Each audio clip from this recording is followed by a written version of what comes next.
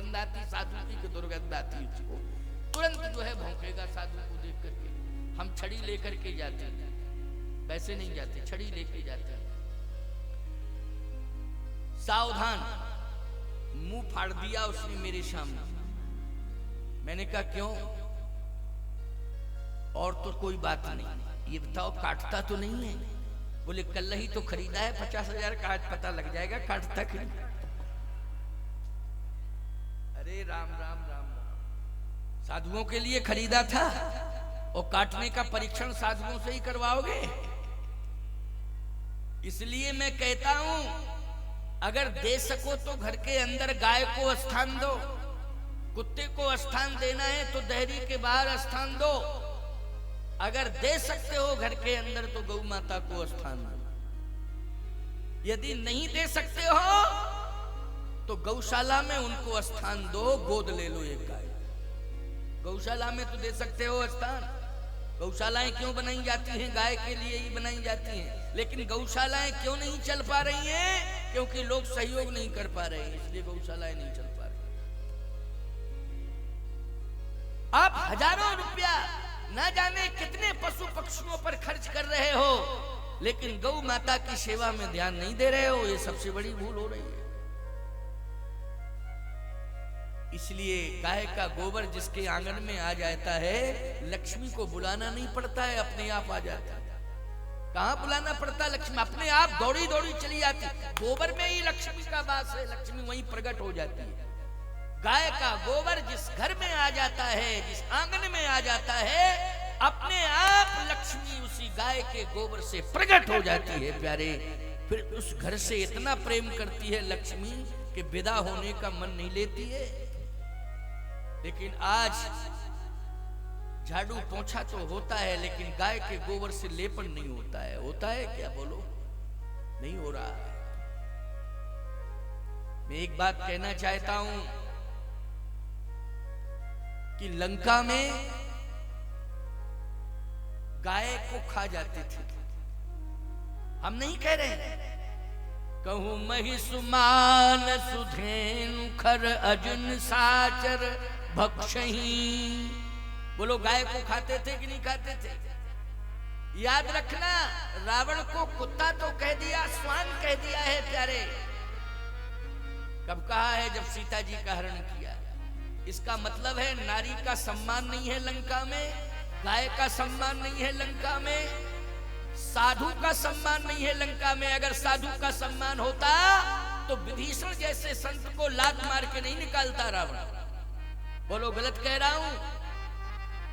जब से सीता जी आई तब से असगुन हुआ, स्वान कहा और विभीषण के लात मारी। तो गोस्वामी तुलसीदास जी महाराज ने लिखा कि रावण जबहि विभीषण त्यागा, ओ भयउ विभव बिन तबहि अभागा।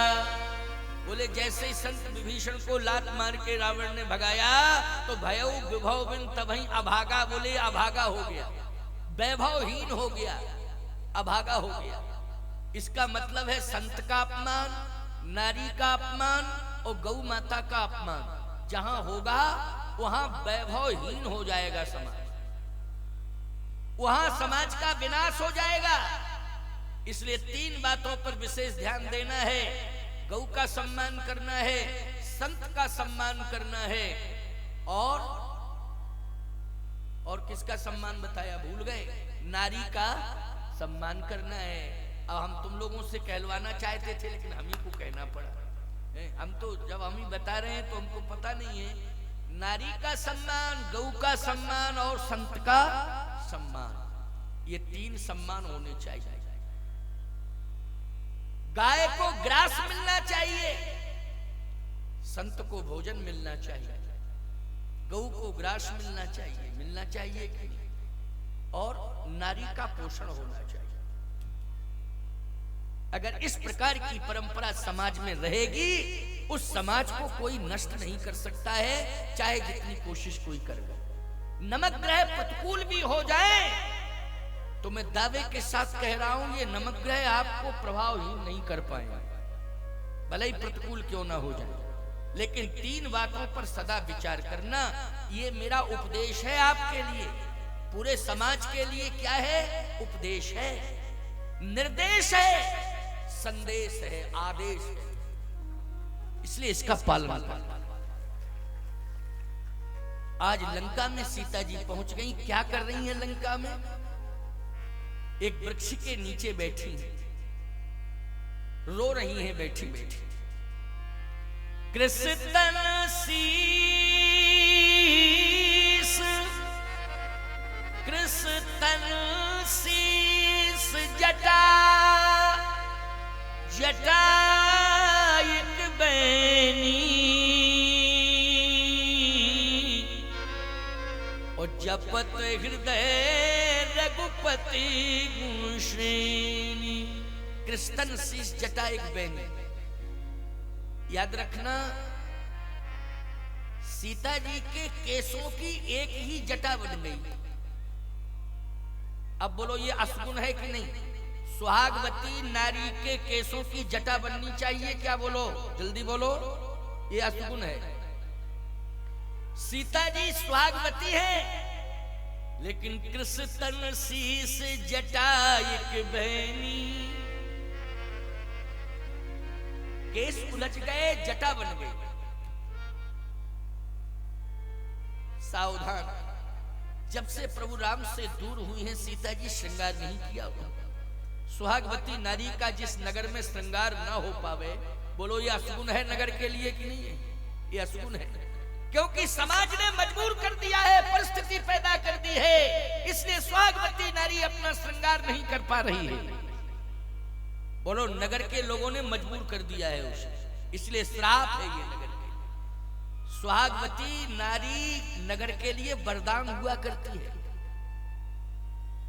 सुहागवती नारी की मांग का सिंदूर अगर कोई देख ले प्यारे, तो किसी भी कार्य के लिए जा रहा हो, सुहागवती नारी का सिंदूर अगर दिखाई दे गया तो याद रखना उसका कार्य सफल हो जाएगा, क्योंकि वो सिंदूर समाज के लिए वरदान है। क्या है? वरदान है, मंगल है, मंगल है। इसलिए बिना सिंदूर के कभी सुहागवती नारी को रहना नहीं चाहिए। याद रखना, ये सब, यही सबसे बड़ा श्रृंगार है, इसी को श्रृंगार कहते हैं। मांग में सिंदूर है, यही श्रृंगार है। आज बहुत से श्रृंगार तो हो रहे हैं, लेकिन सिंदूर छिपा है, दिखाई नहीं दे रहा है। और इतना हल्का सिंदूर लगाती है कि वो पता नहीं चलता है। पहले क्यों भाई, सिंदूर दूर से ही दिखाई देता था कि नहीं दिखाई देता था? है? दूर से ही दिखाई देता था। रेड का निशान खतरा, लाल लाल निशान खतरा। क्यों भाई? सावधान, आजकल तो पता ही नहीं चलता है। अच्छा, वो जो लगता है ना सिंदूर, वो बीच में मांग में लगना चाहिए, पता नहीं टेढ़ा टाढ़ा लग जाता साइडों में, इधर उधर। हाँ, क्यों गलत कह रहा हूं क्या? साइड में लगता है टेढ़ा टाढ़ा, जिससे कोई देख ना ले। अरे सिंदूर छिपाने के लिए है, नहीं है प्रकट करने के लिए है, जिससे समाज ये समझ जाए कि अधिकार प्राप्त नारी है। बोलो भाई, संरक्षण प्राप्त नारी है, संरक्षण किसी ने दिया है, ये सिंदूर सिद्ध कर देता है। याद रखना, माता जानकी को सिंदूर प्रिय है। सत्य तो यह है प्यारे, भगवान श्री राम जिस दिन सीता जी का हरण हुआ, उस दिन मांग में सिंदूर था, और वही सिंदूर 14 महीने तक रहा लगा। याद रखना, वही सिंदूर रहा। वो सिंदूर जो है बार बार कवच बनकर के सीता के सम्मान की रक्षा करता था। इसलिए नारी का सिंदूर कवच है। नारी का सिंदूर क्या है? कवच है। मांग में सिंदूर होना चाहिए, ये कवच है तुम्हारे लिए। कवच का काम है रक्षा करना। कवच का काम क्या है? रक्षा करना। कवच का काम संरक्षण देना भी और कवच का काम रक्षा करना। और ये भारतीय सनातन संस्कृति में ही नारी सिंदूर लगाती है। पाश्चात्य संस्कृति की नारी सिंदूर नहीं लगाती। विदेशी महिला को, कभी किसी विदेशी महिला को देखना, जब पर्यटक बनकर के भारत में आते हैं पर्यटन करने, तो उन महिलाओं को देखना वो सिंदूर नहीं लगाती हैं। उनको वहां परंपरा ही नहीं है सिंदूर की। क्यों? हमारे यहाँ सिंदूर इसलिए नारी को दिया जाता है मंडप के नीचे, क्योंकि नारी संस्कारों को स्वीकार कर रही है। विवाह क्या है? एक संस्कार है। हमारे यहाँ भारतीय सनातन परंपरा में विवाह क्या है? संस्कार है। जैसे आज बहुत शादियां हैं, बोलो आज बहुत शादियां हैं। बहुत से लोग हमसे आज्ञा लेके गए हैं कि महाराज शादी में जाना है, शादी में जाना है। हाँ जाना पड़ेगा, है ना। लेकिन मैं आपसे एक बात पूछ रहा हूं, विदेश की नारी सिंदूर नहीं लगाती है, क्यों नहीं लगाती है? भारत की नारी सिंदूर क्यों धारण करती है? इसलिए शास्त्र कहता है ये संस्कार है। जहां संस्कार माना जाएगा विवाह को, वहां सिंदूर अवश्य होगा। और विदेश में संस्कार नहीं है विवाह, विदेश में समझौता है। क्या है विदेश में? समझौता। ईमानदारी के साथ बताओ, जहां समझौता होगा वहां सिंदूर से क्या लेना देना? समझौते का मतलब है जब तक हमारा तुम्हारी बात बन रही है तब तक हम तुम्हारे हैं, तुम हमारे हो। जिस दिन नहीं बनेगी तुम अलग अलग अलग, कोई मतलब नहीं, कोई लेना देना नहीं। लेकिन भारतीय परंपरा में जिसकी मांग में एक बार सिंदूर भर चुका है प्यारे, जब तक वो जिंदा है उसके मांग के सिंदूर को यमराज भी नहीं मेट पाएंगे प्यारे। यही मनोती वो भगवान से मांगती है कि मेरे मांग के सिंदूर को यमराज भी न समाप्त कर पाए। सिंदूर का मतलब है पति। सिंदूर का मतलब क्या है? पति। पति की रक्षा होगी तो सिंदूर की रक्षा होगी कि नहीं होगी? सिंदूर की रक्षा की बात करती है वो। अपने आप पति के दीर्घायु की कामना हो जाती है। बोलो दीर्घायु की कामना जुड़ जाती है कि नहीं जुड़ जाती है? विदेश की नारी पति को महत्व नहीं देती है। विदेश की नारी संपत्ति को महत्व देती है। जब तक संपत्ति रहेगी तब तक एग्रीमेंट रहेगा, समझौता। और संपत्ति खत्म, एग्रीमेंट खत्म, फिर क्या लेना देना, कोई मतलब नहीं है। लेकिन भारत की नारी संपत्ति को महत्व नहीं देती है, भारत की नारी तो पति को महत्व देती है। इसलिए तुलसीदास जी कह रहे हैं, वृद्ध रोग बस, वृद्ध रोग बस जड़ धनहीना,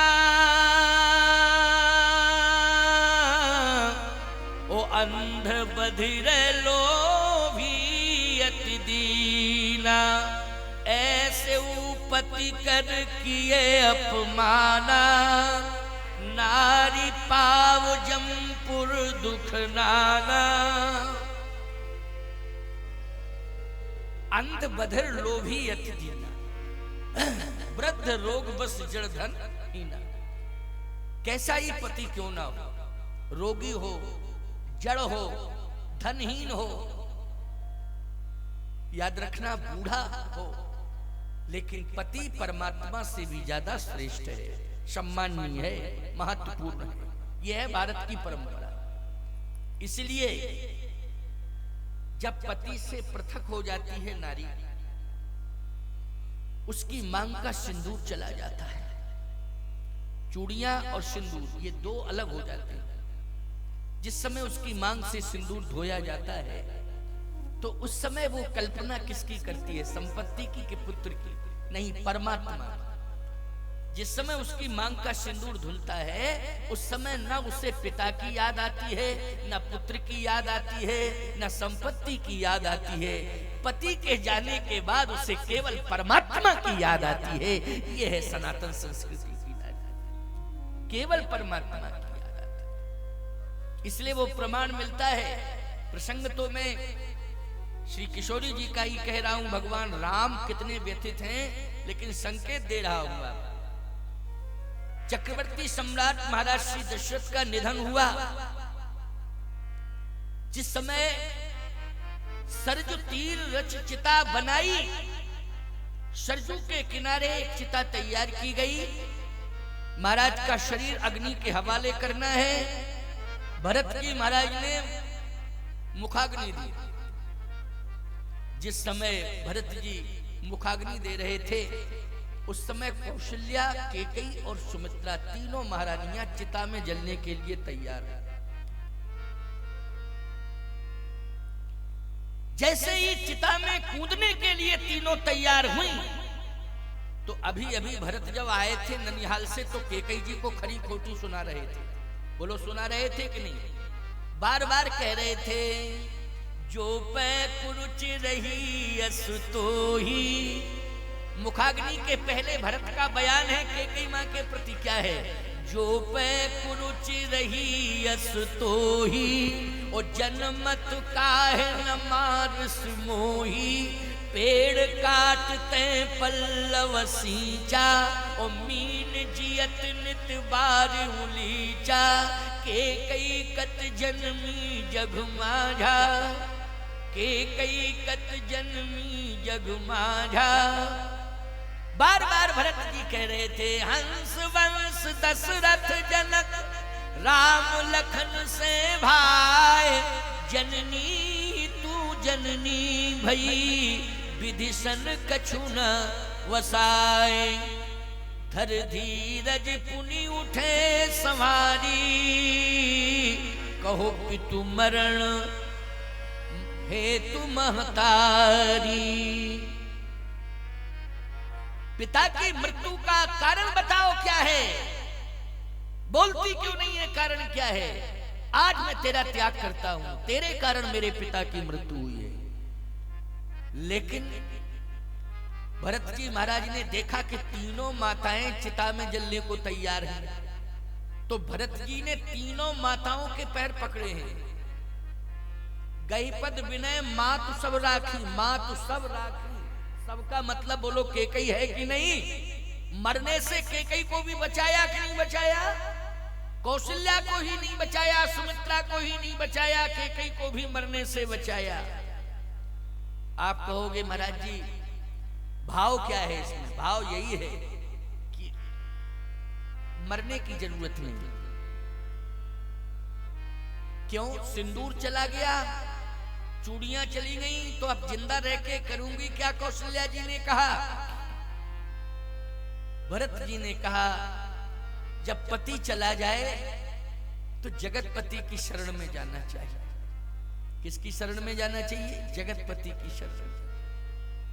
देखो, इसलिए हमारे यहाँ जो जलने वाली परंपरा थी, सती प्रथा जिसको कहते थे, जलने वाली परंपरा, उसको रोका गया।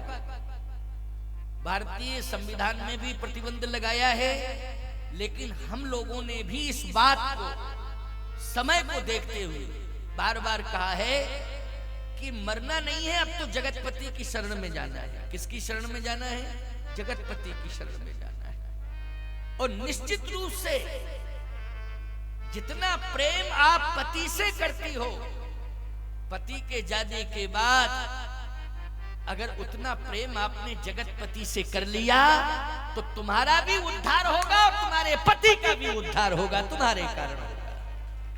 इसलिए तुम अपने पति के उद्धार में सहायक सहयोगी बन जाओ। इसलिए भरत जी ने तीनों माताओं को रोक दिया, पैर पकड़ लिए, प्रार्थना की, नहीं नहीं, पति चला गया है, हम जगतपति से आपको मिलाएंगे। और जगतपति कहाँ रहता है? चित्रकूट में। तो इसलिए तीनों माताएं बोलो आई कि नहीं आई चित्रकूट में? कल मैंने संकेत दिया था कथा प्रवचन में कि तीनों माताएं चित्रकूट आई थी। ये प्रारब्ध होता है कि पति पहले चला गया, पत्नी बाद में, प्रारब्ध है ये। हर नारी चाहती है कि मैं सुहागवती रहूं, समाज से जाऊं तो मेरी मांग का सिंदूर मेरे साथ जाना चाहिए, चमकता रहे मांग में सिंदूर। लेकिन प्रारब्ध अगर विवश करता है तो तुम तो सामान्य नारी हो, हम तो कौशल्या जी की बात कर रहे हैं, जिन्होंने इतनी बड़ी तपस्या की कौशल्या जी ने कि ब्रह्म को बेटा बना लिया है। ईमानदारी से बताओ, उनको भी वैधव्य लेना पड़ा कि नहीं लेना पड़ा? राम की मां को वैधव्य लेना पड़ा। राम की माँ से बड़ा सौभाग्यशाली कौन होगा संसार में, कोई माई का लाल बतावे। लेकिन प्रारब्ध था ये, इसलिए उनके सामने भी ये कंडीशन आई। लेकिन मुख्य बात तो ये है कि हमें जगतपति की शरण में जाना चाहिए। तो सीता जी के केसों की जटा बन गई, उलझ गए केश, कृष्ण शीश, शरीर दुबला पतला है। 14 महीने तक सीता जी ने अन्न जल ग्रहण नहीं किया, जबकि उस बगीचे में फल ही फल थे। अगर फल ना होते तो हनुमान जी कैसे खाते? बोलो भाई। देख बुद्धिबल निपुण कपि कहो जानकी जाओ, रघुपति चरण हृदय धर तात मधुर फल खाओ। तो वही तो वाटिका है जिसमें मधुर फल है। लेकिन 14 महीने तक सीता जी ने एक भी फल ग्रहण नहीं किया। क्या फल गिरे नहीं होंगे अपने आप?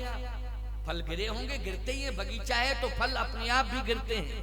कुछ फलों को तोता गिरा देता है, वो लोग गिरा देता है, कुछ समय से अपने आप गिर जाते हैं। लेकिन किशोरी जी ने 14 महीने तक फल ग्रहण नहीं किया, जल ग्रहण नहीं किया। अन्न तो 14 साल न राम जी ने खाया न सीता जी ने खाया, लक्ष्मण जी ने तो कुछ खाया ही नहीं। अन्न कहाँ खाया है? जल और फल से ही व्यतीत किए 14 साल। लेकिन 14 महीना ऐसे बीते कि जो राम के सामने भी चुनौती नहीं आई, वो भगवती सीता के सामने चुनौती आई। 14 महीने तक सीता जी ने लंका में रहकर ना फल ग्रहण किया न जल ग्रहण किया। जहां फल होता है, वृक्ष होते हैं, वहां जल की व्यवस्था होती है, क्योंकि उनमें जल दिया जाता है। बोलो दिया जाता है कि नहीं दिया जाता? अगर दिया जाता हो तो ऐसे कर दो, क्या दिक्कत की बात है? लेकिन सही बात है, जहां बगीचा होता है वहां जल की व्यवस्था होती ही होती है, निश्चित होती है। तो वहां जल भी था, लंका में बगीचे में, जिसको अशोक वाटिका कहते, उसमें फल भी थे, उसमें जल भी था, फल भी था। लेकिन 14 महीने तक सीता जी ने जल और फल ग्रहण नहीं किया। शरीर कैसा हो गया? कृष्ण शीश जटायक बनी, फिर बिना जल फल के जी कैसे जपत, हृदय रघुपति गुण श्रेणी। राम राम राम राम राम राम जपती नहीं तो राम का नाम जो है कवच बनकर के रक्षा करता रहा। अच्छा बोलो, राम नाम से बड़ा कोई फल है? बोलो हो तो बताओ। और राम नाम से बड़ा कोई जल नहीं है, राम नाम से बड़ा कोई फल नहीं है, राम नाम से बड़ी कोई औषधि नहीं है। राम नाम एक औषधि, बोलो है औषधि की? और राम नाम फल भी है, और राम नाम जल भी है।